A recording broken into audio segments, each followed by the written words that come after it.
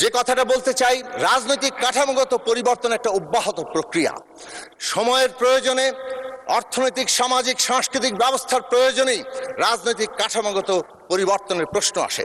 বাংলাদেশ 54 বছরের অন্তত একটা গুরুত্বপূর্ণ অংশ, বিশেষভাবে গত 17 বছর আমরা দেখেছি দিনে দিনে ক্রনিক ক্যাপিটালিজম, কিভাবে রাষ্ট্র ক্ষমতা ব্যবহার করে পোষ্য অর্থনীতি তৈরি হয়েছে, কিভাবে রাষ্ট্র ক্ষমতা ব্যবহার করে ধন সম্পদ লুট করে নিজেদের ব্যক্তিগত পকেটে ঢোকানো আর বিদেশে পাচার করার জায়গা তৈরি হয়েছে।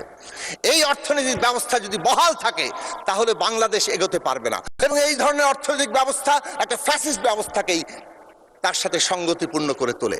আমরা পরিষ্কারভাবে সে কারণে মনে করি অর্থনৈতিক এবং সামাজিক সাংস্কৃতিক প্রশ্ন এই যে রাষ্ট্র কাঠামো পরিবর্তনের সাথে অঙ্গাঙ্গিভাবে যুক্ত। এবং 31 দফা এবং তার পরবর্তীতে জুলাইয়ের এই যে প্রশ্ন, এবং আমরা যদি দেখি আমাদের যুগপৎ জোট এবং বিএনপির যে নির্বাচনী ইস্তেহার, বাংলাদেশে একটা অর্থনৈতিক, সামাজিক, সাংস্কৃতিক পরিবর্তনের জন্য দৃঢ় প্রতিজ্ঞা ঘোষণা করেছে। বাংলাদেশের প্রথম কথা হচ্ছে সামাজিক সুরক্ষা খাতকে এমনভাবে আনা হয়েছে যাতে আমাদের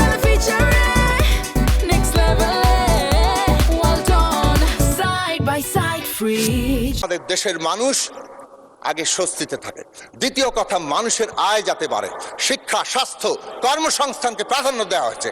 আর একদিকে বিনিয়োগ নির্ভর কর্মসংস্থানমুখী একটা অর্থনৈতিক ব্যবস্থা গড়ে তোলার উদ্যোগ নেওয়া হয়েছে।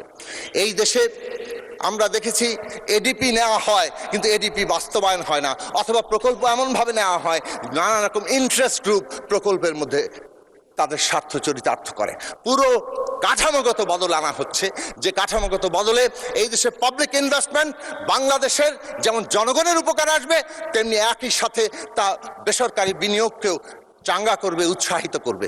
এই অর্থনৈতিক নীতি দর্শনে বাংলাদেশকে $1 ট্রিলিয়ন অর্থনীতি নেবে, কিন্তু কেবল সেটা অর্থনীতির আকারেই বড় নয়, একটা অন্তর্ভুক্তিমূলক অর্থনৈতিক ব্যবস্থা গড়ে তোলা, যেখানে দেশের শ্রমিক, কৃষক, মেহনতি মানুষ, যারা গরিব মানুষ, তারা অন্তর্ভুক্ত হবেন, এবং কেবল অন্তর্ভুক্ত নয়, নাগরিক মর্যাদায় বাঁচার মতো মর্যাদা নিয়ে থাকবেন। এই সরকারের একটি গুরুত্বপূর্ণ অর্থনৈতিক দৃষ্টান্ত আপনাদের সামনে হাজির করে বলবো যে কিভাবে ডিরেকশন চেঞ্জ হচ্ছে। বিদ্যমান জ্বালানি সংকট চলছে আন্তর্জাতিক কারণে। আমরা এই সরকারকে দেখেছি মাননীয় প্রধানমন্ত্রীর নির্দেশনায় যে একটা ক্রাইসিস কিভাবে অপরচুনিটিতে পরিণত হতে পারে, অপরচুনিটিতে পরিণত করার জন্য, সংকটকে সুযোগে পরিণত করার জন্য ইতিমধ্যেই দুটো গুরুত্বপূর্ণ পদক্ষেপ নেওয়া হয়েছে। এক, ব্যাপেক্সকে শক্তিশালী করে রিগ কিনে আমাদের দেশে যে পরিমাণ গ্যাস আছে যা ইতিমধ্যেই নানাভাবে পুরনো। আর একটা গুরুত্বপূর্ণ বিষয় হচ্ছে রিনিউয়েবল এনার্জিতে ট্রান্সফরমেশন।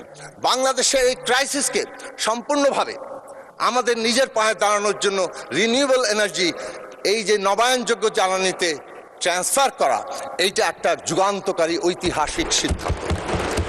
সুতরাং অর্থনৈতিক ব্যবস্থাকে জনগণের উপযোগী করে তোলার যে গুরুত্বপূর্ণ পদক্ষেপ নেওয়া হয়েছে, সেই গুরুত্বপূর্ণ পদক্ষেপ আমরা আজকে আমাদের দিশাটাকে কিংবা ডিরেকশনটাকে ঠিক করে দেয়।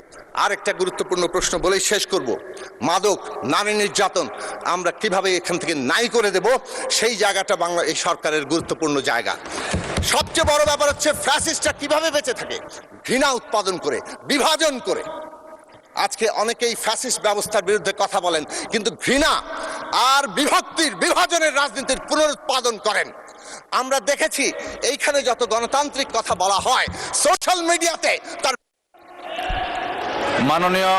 ধন্যবাদ মাননীয় সদস্য।